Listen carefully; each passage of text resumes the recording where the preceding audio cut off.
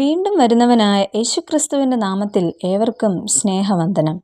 ഈ പുതിയ ദിവസത്തിലെ നമ്മുടെ വായന ഭാഗം 1 ദിനവൃത്താന്തം 14 മുതൽ 16 വരെയുള്ള അധ്യായങ്ങളാണ്. ഇന്നത്തെ കുറിവാക്യം 1 ശമൂവേൽ 21 അധ്യായം 1 വാക്യം.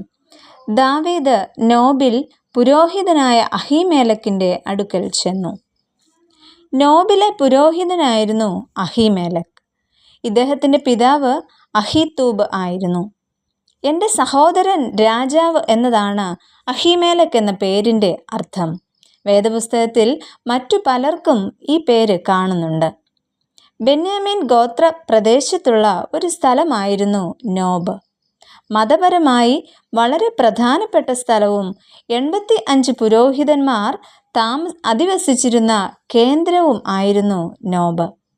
നോബിൽ കാഴ്ചയപ്പം, ഏഫോദ്, ഗോലിയാത്തിൻ്റെ വാൾ എന്നിവ സൂക്ഷിച്ചു വച്ചിരുന്നതായി പറയപ്പെടുന്നു. യെരുശലേമിന് സമീപമായിരുന്നു നോബ് എന്ന പട്ടണം സ്ഥിതി ചെയ്തിരുന്നത്.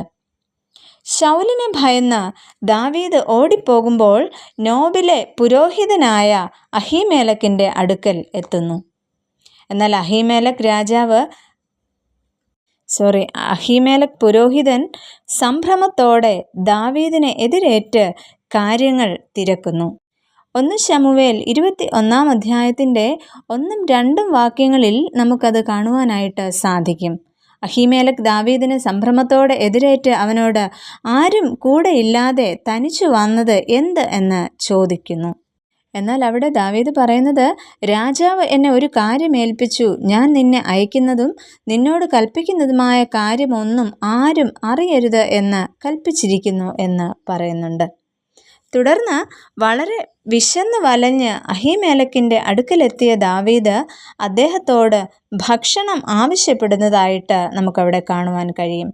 5 അപ്പം അല്ലെങ്കിൽ തൽക്കാലം കൈവശമുള്ളത് എന്തെങ്കിലും തരയണം എന്ന് ദാവീദ് അപേക്ഷിക്കുകയാണ് ചെയ്യുന്നത്. എന്നാൽ അവിടെ ഭക്ഷണ വസ്തുക്കൾ ഒന്നും തന്നെ ഇല്ലായിരുന്നു. അതിനാൽ പുരോഹിതനായ അഹീമേലെക്ക് വിശുദ്ധമായ അപ്പമല്ലാതെ മറ്റൊന്നുമില്ല എന്ന് ദാവീദ് രാജാവിനോട് പറയുകയും തുടർന്ന് അവിടെ സൂക്ഷിച്ചു വച്ചിരുന്ന കാഴ്ചയപ്പം എടുത്ത് കൊടുക്കുകയും ചെയ്യുന്നു. അങ്ങനെ ഈ വിവരം അറിഞ്ഞ ശൗൽ രാജാവ് പുരോഹിതനായ അഹീമേലെക്കിനെയും നോബിലെ എല്ലാ പുരോഹിതന്മാരെയും വിളിച്ചു വരുത്തി അവർക്ക് വധശിക്ഷ കൽപ്പിക്കുകയും ചെയ്യുന്നു. 1 ശമൂവേൽ 22 അധ്യായം 9 മുതൽ 21 വരെയുള്ള വാക്യങ്ങളിൽ നമുക്കിത് കാണുവാനായിട്ട് കഴിയും. എന്നാൽ യഹോവയുടെ പുരോഹിതന്മാരുടെ നേരെ കൈയെടുക്കുവാൻ രാജാവിൻ്റെ സേവകർക്ക് അവിടെ മനസ്സു വരുന്നില്ല. അതിനാൽ ശൗൽ രാജാവ് ഒരു ഏദോമ്യനെ കൊണ്ട് അവരെ എല്ലാം കൊല്ലുവാൻ ചുമതലപ്പെടുത്തുന്നു. എന്നാൽ അതിൽ നിന്നും അഹീമേലെക്കിൻ്റെ മകനായ അബ്യാഥാർ മാത്രം രക്ഷപ്പെടുകയും ചെയ്യുന്നു.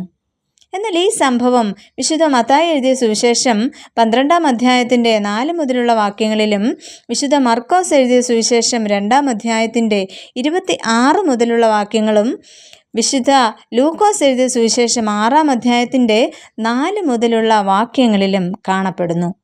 അവിടെ ശബത്ത് ആചരണത്തെക്കുറിച്ചുള്ള വാദപ്രതിവാദത്തിൻ്റെ സന്ദർഭത്തിൽ യേശു അത് ഇപ്രകാരം ചൂണ്ടിക്കാണിക്കുന്നു.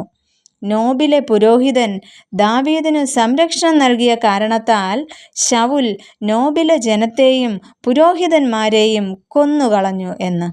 പ്രിയ ദൈവജനമേ, സംരക്ഷണം അത് അർഹിക്കുന്നവർക്ക് നൽകുവാൻ നാം എന്നും ബാധ്യസ്ഥരാണ്. നമുക്ക് പ്രാർത്ഥിക്കാം. പ്രിയ കർത്താവേ, സമൂഹത്തിൽ ആവശ്യത്തിലിരിക്കുന്നവരെ സഹായിക്കുവാൻ ഞങ്ങളെ എപ്പോഴും ഒരുക്കണമേ. ആമേൻ.